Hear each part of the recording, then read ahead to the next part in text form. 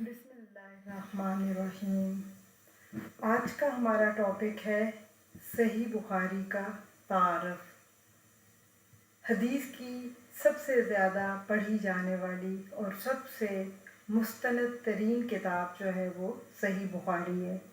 आज हम कोशिश करेंगे कि इस किताब के बारे में चंद चीदा बातें जो है वो हम जानें, क्योंकि पूरी किताब का एक एक चीज़ को जानना तो मुमकिन नहीं है इतने वक्त में, लेकिन हमारी कोशिश होगी कि जो हदीस की सबसे ज़्यादा जो पढ़ी जाने वाली किताब है उसकी चंद बुनियादी बातों का हमें इल्म होना चाहिए कि इसको किसने लिखा, कैसे लिखा, कितने अरसे में लिखी गई, इसमें कितनी अहादीस हैं और इन अहादीस की सेहत क्या है। सबसे पहले जो है बुखारी का हम नाम देखते हैं। सही बुखारी हम मुख्तसर करके कह देते हैं क्योंकि ये जिन्होंने लिखी उनका नाम इमाम बुखारी या बुखारा में चूँकि वो रहते थे तो उस जगह की वजह से वो इसी नाम से मशहूर हो गए और ये किताब उन्हीं के नाम पर सही बुखारी के नाम से एक आम पूरे आलम में जानी पहचानी जाती है। लेकिन इसका पूरा नाम जो है वो है अल-जामे अल-मस्नद अस-सही अल-मुख्तसर मिन अमूर रसूलुल्लाह सल्लल्लाहु अलैहि वसल्लम व सुननहु व अय्यामुहु है। ये इस किताब का पूरा नाम है। सही बुखारी इसलिए कि पूरा नाम बार बार लेना आपको पता मुश्किल होता है, तो इसको मुख्तसर करके हम इमाम बुखारी की तरफ मंसूब करके सही बुखारी कह देते हैं। इसके बाद हम आगे नेक्स्ट देखते हैं कि इस किताब का क्या दर्जा है। सबसे पहली बात, ये अहले सुन्नत वल जमात की हदीस की सबसे मुस्तनद किताब है और इसकी तदवीन इमाम मोहम्मद बिन इस्माइल बुखारी ने 16 साल की मेहनत से की थी। इस किताब में सिर्फ उन अहादीस को शामिल किया गया है जो बिल्कुल सही सनद के साथ नबी करीम सल्लल्लाहु अलैहि वसल्लम से साबित हैं और अहकाम में इनकी अहमियत और हुज्जियत के लिए तमाम तर शराइत या हदीस पूरी करती हैं। इसके बाद हम देखते हैं कि इस किताब में उन्होंने इमाम बुखारी ने जो है 6 लाख अहादीस पहले इकट्ठी की, फिर 6 लाख अहादीस से मुंतखब करके इन चंद अहादीस को जमा किया। अहले सुन्नत के यहाँ इस किताब को एक ख़ास मर्तबा और हैसियत हासिल है और हदीस की भी जो 6 उम्महातुल कुतुब, आपको पता है उम्महातुल कुतुब जो है जो हदीस की 6 सही किताबें हैं, सही बुखारी, सही मुस्लिम, सुनन इब्ने माजा, सुनन तिरमिज़ी और सुनन अबी दाऊद, सुनन निसाई, ये जो 6 किताबें इन्हें उम्महातुल कुतुब कहते हैं। यानी मतलब तमाम किताबों की माएँ हैं, या आप कह लें कि सबसे ज़्यादा हदीस के उसमें पढ़ी जाने वाली जो वो किताबें हैं और इस किताब को बुखारी को उसमें अव्वल मुकाम हासिल है और ये आपको पता है सही हदीस में लिखी जाने वाली सबसे पहली किताब शुमार होती है। इसी तरह से अहले सुन्नत में भी कुरान मजीद के बाद सबसे सही किताब मानी जाती है। सही बुखारी का शुमार कुतुबुल जवामे में भी होता है। जामे आपको पता है हदीस की वो किताब होती है जिसमें ज़िंदगी से मुतल्लक तमाम अब्वाब शामिल होते हैं, यानी अकायद, अहकाम, तफसीर, तारीख़, ज़ुहद, आदाब और सीरत और तफसीर, जितने भी जो हैं वो जामे का मतलब यही होता है कि वो एक मुकम्मल किताब होती है जो हर तरह के जो है वो टॉपिक को वो कवर करती है। और सही बुखारी जो है, जो इमाम बुखारी की सही है, ये जो है जामे में शुमार होती है। इस किताब की आप शोहरत का अंदाज़ा इससे लगा सकते हैं कि इस किताब ने इमाम बुखारी की ज़िंदगी में ही बड़ी शोहरत और मकबूलियत हासिल कर ली थी और बयान किया जाता है कि इस किताब को तकरीबन 70,000 से ज़ायद लोगों ने ان سے پڑھا اور سماعت کی۔ اس کی شہرت اس زمانے میں ہی عام ہو گئی تھی، خصوصاً اس زمانے کے علماء میں اس کتاب کو توجہ اور مقبولیت حاصل تھی۔ چنانچہ بے شمار کتابیں اس کی شرح، اس کی مختصر تعلیق، مستدرک، تخریج اور علوم حدیث وغیرہ پر لکھی گئیں۔ یہاں تک کہ بعض مورخین نے لکھا ہے کہ اس کی شروحات کی تعداد 82 سے زیادہ ہو گئی تھی۔ یعنی ابھی تو اس کے بعد بھی بہت سی شرحیں لکھی گئیں، شروحات جو ہے شرح کی جمع ہے، لیکن اس زمانے میں ہی یعنی اس کتاب کو اتنی مقبولیت حاصل ہو گئی تھی کہ 82 شروحات اس زمانے میں ہی لکھی جا چکی تھی۔ اور اس کتاب نے امام بخاری کی زندگی میں ہی شہرت حاصل کر لی تھی، اور اس کتاب کو تقریباً 70,000 سے زائد لوگوں نے جو ہے ان سے پڑھا، سماعت کی، اور ان کے زمانے میں یعنی اس کو شہرت حاصل تھی، لیکن بعد میں جو ہے اس کو مزید جو ہے وہ لوگوں میں یہ کتاب مقبول ہوئی۔ اب اس کتاب کی اہم خصوصیات دیکھتے ہیں۔ سب سے پہلی خصوصیت اس کتاب کا جو مؤلف ہے انہوں نے اس کا نام الجامع الصحیح رکھا، اور 6 لاکھ احادیث میں سے چن کر اس مجموعے کو تیار کیا۔ آپ نے اس کی تنقیح میں بہت محنت اور مشقت فرمائی اور اس کی صحت کا بار بار اچھی طرح سے جائزہ لیا، یہاں تک کہ کوئی بھی حدیث اس وقت تک نہ لکھتے تھے جب تک غسل کر کے 2 رکعت نماز نہ پڑھتے۔ پھر اس حدیث کو اس کتاب میں شامل کرنے کے بارے میں اللہ تعالیٰ سے استخارہ کرتے تھے، اور اس کے بعد حدیث جو ہے وہ اس کتاب میں لکھتے تھے۔ اسی سے آپ اس کتاب کی جو ہے وہ اہمیت کا اندازہ لگا سکتے ہیں کہ انہوں نے امام بخاری نے صحیح بخاری لکھنے میں کس قدر احتیاط سے کام لیا۔ یعنی انہوں نے اس کی صحت، اس کی اسناد، ہر چیز کی خوب جانچ پڑتال کر کے، اور اس کے بعد بھی جب 6 لاکھ احادیث اکٹھی کر لیں، اس میں اگر ان کو ذرا سا بھی کسی میں شائبہ ہوا تو انہوں نے اس میں سے بھی چن کے پھر تقریباً اس کتاب میں 9086 کے قریب جو احادیث ہیں وہ اس میں شامل کی۔ اس کے بعد اس کی ایک ایک خاصیت دیکھتے ہیں۔ جیسا کہ ہم نے دیکھا کہ اس کتاب کا نام جو ہے وہ مختصر کر کے الجامع الصحیح ہے۔ 6 لاکھ احادیث میں سے اس کو چنا گیا ہے جو اس کی احادیث ہیں، اور امام بخاری نے اچھی طرح سے ایک ایک حدیث کی صحت کا جائزہ لیا، اور پھر ان کے تقویٰ کا یہ عالم تھا کہ اس کے بعد بھی غسل کر کے 2 رکعت نماز پڑھ کے اور اللہ سے استخارہ کر کے اس میں احادیث کو جو ہے انہوں نے شامل کیا۔ اب اس کی صحت اور اسناد کے بارے میں تھوڑا سا دیکھتے ہیں۔ امام بخاری نے احادیث کے انتخاب میں انتہائی احتیاط سے کام لیا، صرف انہی احادیث کو شامل کیا جن کی اسناد صحیح اور قابل جو ہے اعتماد تھی۔ سند کہتے ہیں وہ سلسلہ حدیث کا جو ایک راوی سے ہوتے ہوئے اوپر تک آپ صلی اللہ علیہ وسلم تک پہنچتا ہے۔ سند کا مطلب ہی ہوتا ہے سہارا، اور یہ چین کو کہتے ہیں، یعنی ایک چین بنتی ہے جو راوی ایک نے سنا اپنی سے اگلی جنریشن والے نے، جیسے تبع تابعی، انہوں نے تابعی سے سنا، تابعی نے صحابی سے سنا، صحابی نے جو ہے نبی کریم صلی اللہ علیہ وسلم سے، تو انہوں نے صرف ان احادیث کو لیا جن کی اسناد جو ہے وہ بالکل صحیح تھیں اور قابل اعتماد تھیں۔ اس کے بعد آپ دیکھیں اس کی دوسری خصوصیت اس بخاری کی ہے، یہ جامع کتاب ہے۔ جامعیت اس کی جو ہے سب سے بڑی خوبی ہے۔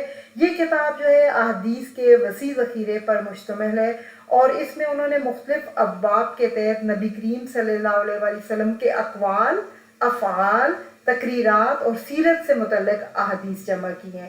یعنی اقوال سے مراد جو آپ صلی اللہ علیہ وسلم نے باتیں فرمائی، افعال سے مراد کہ انہوں نے مختلف اوقات میں جو کیے، جو کام کیے، جو سنت ہیں جو ہم بھی کرتے ہیں، یعنی اگر کھانا کھایا تو سیدھے ہاتھ سے، تو اس میں ان کے افعال۔ پھر تقریر سے مراد ہوتا ہے کہ وہ کام جو آپ صلی اللہ علیہ وسلم کے سامنے کیا گیا لیکن انہوں نے اس پہ خاموشی اختیار کی، نہ منع کیا اور نہ ہی وہ جو ہے کچھ بولے، تو یعنی کررا یکررو سے ہے برقرار رکھا گیا اس کام کو، یعنی اس میں ان کا قول اور فعل تو نہیں ملتا لیکن ان کے سامنے کوئی کام ہوا تو اس پر انہوں نے ان کو منع نہیں کیا۔ اور اس کے بعد ان کی سیرت سے متعلق کہ ان کے اخلاق، ان کے رہن سہن، ان کا چلنا، ان کا جنگوں میں ان کے کیا ہوتا تھا طریقہ، یہ سارا ان کی سیرت کے جو ایک ایک پہلو تھا امام بخاری نے اس میں سب اکٹھا کیا ہے۔ اس کے بعد ہم دیکھتے ہیں اس کی تدوین کا وقت، یعنی کوئی یہ نہیں کہ امام بخاری نے اسے 1-2 سال میں، پورے 16 سال کی طویل مدت میں اس کتاب کو مرتب کیا، اور اس دوران انہوں نے صرف یہ احادیث جمع نہیں کی بلکہ لاکھوں احادیث کا مطالعہ کیا، ان کی جانچ پڑتال کی، اور اس کے بعد وہ یہ والی احادیث جو ہے اس کتاب میں انہوں نے مدون کی یا لکھی۔ یعنی تدوین کا وقت بھی اچھا خاصا لمبا ہے، جس میں انہوں نے بہت زیادہ جانچ پڑتال کے بعد پرکھ کے احادیث کو اکٹھا کیا ہے۔ پہچان، یہ کتاب علم و حدیث میں اپنی صحت اور صداقت کی وجہ سے تمام امت مسلمہ میں ایک مسلم کتاب کی حیثیت رکھتی ہے، اور احکام اور فقہی مسائل کے لیے استدلال کے لیے یہ تمام فقہا کے نزدیک ایک بنیادی ماخذ کی حیثیت رکھتی ہے۔ یعنی اگر آپ کو کوئی فقہ کا مسئلہ پیش آ جاتا ہے تو تمام فقہا کا جو ہے وہ اسی کی طرف جو ہے وہ رجوع کرتے ہیں، اور اسی کے سے جو ہے وہ اپنے فقہی مسائل کو اخذ کرتے ہیں۔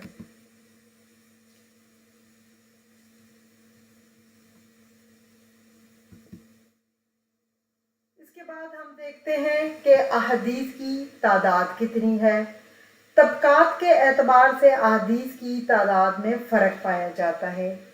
اب آپ دیکھیں، جو ٹوٹل یعنی 2761 سے لے کر 9086 تک بتائی جاتی ہے، اس پر مختلف آراء موجود ہیں، لیکن ابن صلاح کے مطابق صحیح بخاری میں احادیث کی کل تعداد 9086 ہے۔ یہ تعداد ان احادیث کو شامل کر کے ہے جو ایک سے زیادہ مرتبہ وارد ہوئی ہے، اور یہ بھی کہا جاتا ہے کہ اگر ایک سے زیادہ تعداد میں وارد ہونے والی احادیث کو صرف ایک تسلیم کر لیا جائے تو پھر احادیث کی کل تعداد 2761 رہ جاتی ہے۔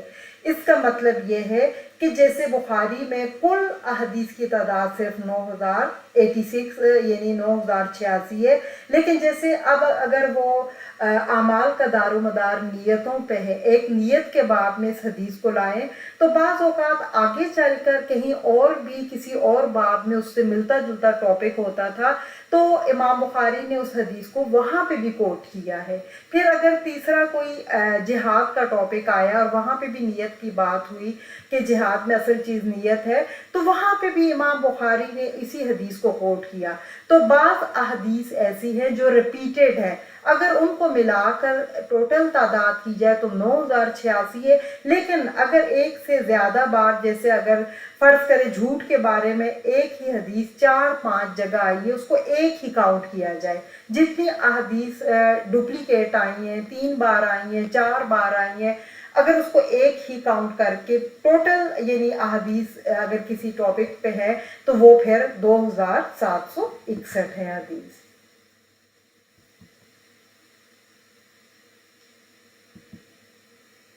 اب ہم دیکھتے ہیں کہ اس کتاب کی تھوڑی سی ہم دیکھتے ہیں عنوان اور موضوعات کیا ہیں۔ امام بخاری نے کتاب کو کچھ یعنی کئی بڑے اور پھر بہت سے چھوٹے حصوں میں موضوعوار ترتیب کیا ہے۔ بڑی حصوں کو انہوں نے کہا ہے کتاب، جیسے بڑا کوئی حصہ ہے، ایک کوئی ٹاپک ہے، اس کو انہوں نے کتاب کا نام دیا ہے، اور پھر اسی بڑے موضوع کے اندر چھوٹے موضوع بھی آ جاتے ہیں، تو چھوٹے حصوں کو انہوں نے باب کا نام دیا ہے۔ بڑے موضوعات جیسے آپ دیکھیں کتاب الایمان ہے، کتاب العلم ہے، کتاب الوضو، کتاب الغسل، کتاب الحیض، کتاب التیمم، کتاب الصلاۃ، کتاب مواقیت الصلاۃ، کتاب الاذان، کتاب صفات الصلاۃ، کتاب الجمعہ، کتاب الصلاۃ الخوف، کتاب العیدین، کتاب الوتر، کتاب الاستسقاء، اور مزید 50 ابواب ہیں۔ یعنی یہ آپ دیکھیں بڑے ٹاپک جو ہیں انہوں نے اس کو باب کا نام دیا ہے۔ اب فار ایگزامپل میں آپ کو سمجھا رہی ہوں، جیسے اب کتاب الصلاۃ ہے تو اس میں اب جیسے پھر چھوٹے انہوں نے جو اس کے مزید جو آگے چیپٹر بنائے ہیں تو उसको उन्होंने जो है वो बाब का नाम दिया है। अब जैसे फ़र्ज़ करें वितर की नमाज है तो उसको फिर उन्होंने बाब में लिखा है, उसमें तमाम वितर से रिलेटेड अहादीस जमा की हैं। फॉर एग्जांपल अगर कसर नमाज का है, बड़ा तो किताबुस सलात है, बड़ा उन्वान ये है, फिर इसके अंदर उन्होंने छोटे छोटे चैप्टर बनाए बाब, तो उसको उन्होंने बाब जो है वो उसमें ले आए सलात कसर में, और फिर जैसे अगर सलातुल खौफ है तो उसमें ले आए। इस तरह से उसके अंदर ही अंदर उन्होंने जैसे छोटे फिर मुख्तलिफ टॉपिक जो है उसको कवर करने की कोशिश की है, और इस तरह से काफ़ी ज़्यादा बड़े जो है वो मेन चैप्टर हैं। तो जब कभी आपको अहादीस तलाश करनी हो तो आपको ये थोड़ा सा नॉलेज होगा तो आपके लिए आसान होगी। फ़र्ज़ करें अगर आपने कसर नमाज पे आप मुसाफ़त कितने पे कसर नमाज होगी या कसर नमाज में क्या पढ़ा जाएगा, तो इसके लिए फ़ौरन आप बुखारी उठाएंगे, सबसे पहले किताब में आप देखेंगे कि किताबुल सलात में होगा ये, क्योंकि ये नमाज के बारे में। फिर किताबुल सलात में आप नीचे उसके जो चैप्टर के नाम होंगे बाब के, उसमें फ़ौरन आप जो है किताब जो है वो सलात कसर में जाएंगे, और सलात कसर में जाएंगे तो फिर वहाँ पर भी टॉपिक होंगे कि सलात कसर में रकत की तादाद कितनी मुसाफत पे हो। तो इस तरह से आपको हदीस सर्च करना आसान होता है। अगर आपके पास बुखारी होगी घर में तो आप बहुत आसानी से जो है वो ढूंढ सकते हैं। अब इसकी शुरू के बारे में, शुरू कहते हैं शरह की जमा है। इसकी बहुत से उलमा ने जो है अब तक इसकी तशरीहात लिखी हैं, इसकी शरह लिखी हैं, इस पे तबसरे बहुत लिखे जा सकें, लेकिन जो सबसे ज़्यादा मशहूर हुई है वो फतहुल बारी है, जो कि शरह सही बुखारी की और हाफिज़ इब्ने हिजर अस्कलानी की है, और बहुत ज़्यादा इल्मी हलकों में पढ़ी जाने वाली बुखारी की ये शरह है। और इसके अलावा अल-क़वाक़िबुद्दरारी फ़ी शरह बुखारी हाफिज़ कुरमानी की है, अल-कुरमानी की, ये भी बहुत ज़्यादा इल्मी हलकों में पढ़ी जाती है। एक उम्दतुल कारी फ़ी शरह सही बुखारी, ये बदरुद्दीन ऐनी की है और ये बैरूत से शाया हुई है, और ये सबसे ज़्यादा पढ़ी जाती है अरब कंट्रीज़ में भी और बुखारी की शरह के लिहाज से। इसी तरह से इरशादुस सारी ली शरह सही बुखारी हाफिज़ किस्तलानी की है, और ये शरह भी जो बुखारी की बहुत ज़्यादा मशहूर है। लेकिन बरसगीर पाक व हिंद में हाफिज़ इब्ने हिजर अस्कलानी की फतहुल बारी को बहुत ज़्यादा मकबूलियत हासिल है। अब हम देखते हैं कि मुख्तलिफ उलमा का जो है इस किताब के बारे में क्या राय है। तो सबसे पहले इमाम नववी कहते हैं कि उलमा का इस बात पर इत्फाक है कि किताबुल्लाह के बाद सबसे सही किताब सही बुखारी और सही मुस्लिम है, उम्मत में इन्हें कबूल आम हासिल है। ये इमाम नबवी का जो है वो कौल है। इमाम ज़हबी कहते हैं इमाम बुखारी की जामे सही किताबुल्लाह के बाद इस्लाम की मोतबर और अफसल किताब है। अब आप देखें ये जो है इमाम हाफिज़ ज़हबी का कौल है। इसके अलावा भी बहुत से उलमा ने इस किताब के हक़ में बेहतरीन राय का इजहार किया है, और इस किताब को कुरान के बाद सबसे बेहतरीन किताब का दर्जा दिया है। इसके बाद हम थोड़ा सा जो इस किताब को लिखने वाले हैं उनका थोड़ा सा तारफ़ देख लेते हैं। जैसा कि हमें पता है इस किताब को लिखने वाले इमाम बुखारी रहमतुल्लाह है, उनका थोड़ा सा तारफ़ देख लेते हैं।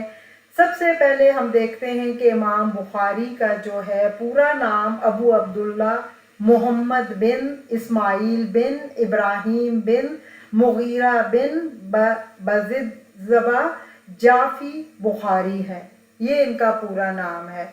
यानी ये आप देखिए उनका शजरा नसब एक तरह से होता है अरबों के यहाँ, और बहुत ज़्यादा इसको अहमियत दी जाती है। और आप देखिए इमाम बुखारी की पैदाइश जो थी वो बुखारा में 194 हिजरी, आप कह लें कि हिजरी साल के हिसाब से अगर देखें तो बहुत करीब जो है, क्योंकि हिजरत के बाद हिजरी साल शुरू हुआ है। नबी करीम सल्लल्लाहु अलैहि वसल्लम ने जब मदीना हिजरत की तो उसके बाद से हिजरी साल का आगाज़ हो गया। तो समझ लें आप यानी 200 साल के अंदर दूसरी सदी में ही जो है वो हाफिज़ इमाम बुखारी जो है उनकी पैदाइश हुई। और عیسوی سن کو دیکھیں تو 810 عیسوی میں جو ہے امام بخاری کی جو ہے وہ پیدائش ہوئی. اور امام بخاری جو ہے وہ اہل سنت والجماعت کے مشہور محدث رہے ہیں، رجال حدیث ہیں، جرح و تعدیل اور علل کے جو ہے امام ہیں، اور بڑے حافظ حدیث اور فقیہ تھے.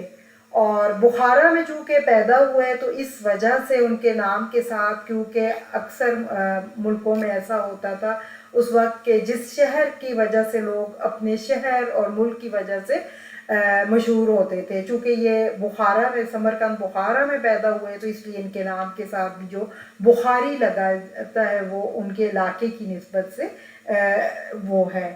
اور انہوں نے علمی گھرانے میں پرورش پائی جہاں ان کے والد محترم خود بھی بہت بڑے حدیث کے عالم تھے، اور والد محترم جو ہے امام بخاری کے بچپن میں ہی وفات پا گئے. امام بخاری نے یتیمی کی حالت میں ماں کی کفالت اور تربیت میں پروان چڑھے. بچپن ہی سے انہیں طلب علم کا بہت شوق تھا، چنانچہ بچپن ہی میں قرآن مجید اور اس زمانے کی امہات الکتب کو حفظ کر لیا. یہاں تک کہ کہتے ہیں کہ جب 10 سال کے ہوئے تو حفظ حدیث کرنا شروع کر دیا. شیوخ اور علماء کے پاس آنے جانے لگے، دروس حدیث کے حلقوں میں شریک ہونے لگے، اور 16 سال کی عمر میں عبداللہ بن مبارک اور وکی بن جرح کی کتابوں کو حفظ کر لیا. طلب حدیث اور شیوخ سے ملاقات کی غرض سے اسلامی دنیا کے اکثر ملکوں اور شہروں کا سفر کیا. وہاں کے تقریباً 1000 علماء اور شیوخ سے استفادہ کیا اور تقریباً 6 لاکھ احادیث کو جمع کیا. امام بخاری نے بھی خوب شہرت اور مقبولیت حاصل کی. ان کے ہم عصروں حتیٰ کہ ان کے شیوخ تک نے ان کا اعتراف کیا. ان کے بعد کے علماء نے حدیث اور علوم حدیث میں ان کی امامت کا لوہا مانا، یہاں تک کہ انہیں امیر المومنین فی الحدیث کے لقب سے یاد کیا گیا. امام بخاری سے بہت سے کبار علماء اور محدثین نے بھی علم حاصل کیا، مثلا مسلم، ابن خزیمہ، ترمذی اور دوسرے ائمہ محدثین. اس کے علاوہ طلاب علم، روات اور محدثین کی ایک بڑی تعداد نے ان سے سماعت اور استفادہ کیا. امام بخاری کی صحیح بخاری کے علاوہ دیگر بھی کئی تصنیفات ہیں، جن میں سب سے مشہور التاریخ الکبیر، الادب المفرد، رفع الیدین فی الصلاۃ اور قرأۃ خلف الامام وغیرہ ہیں. آخری عمر میں امام بخاری پر کہا جاتا ہے آزمائش کا آغاز ہوا. ان پر بہت ظلم ڈھایا گیا، یہاں تک کہ انہیں نیشا پور اور بخارا سے شہر بدر کر دیا گیا، انہیں نکال دیا گیا. چنانچہ وہاں سے سمرقند کے ایک دیہات میں چلے گئے اور وہیں آخری سانس تک بیماری کی حالت میں مقیم رہے، اور عید الفطر کی رات کو 256 ہجری بمطابق 870 عیسوی میں وفات ہوگی. آپ ابو عبداللہ محمد بن اسماعیل فارسی الاصل تھے. ان کی تعریف ان کے ہم عصر علماء اور ان کے بعد آنے والوں نے بھی کی ہے. امام احمد رحمۃ اللہ فرماتے تھے خراسان نے ایسا شخص کبھی پیدا نہیں کیا. امام ابن خزیمہ فرماتے ہیں آسمان کے چھت کے نیچے حدیث رسول کا محمد بن اسماعیل بخاری سے بڑھ کر علم رکھنے والا اور حفظ کرنے والا کوئی نہیں تھا. فقہ میں بھی مجتہد تھے اور حدیث سے مسائل کا استنباط کرنے میں آپ کی عجیب باریک بینی تھی. اس پر گواہ خود ان کے وہ تراجم یعنی باندھے گئے باب ہیں جو انہوں نے اپنی صحیح بخاری میں قائم کیے.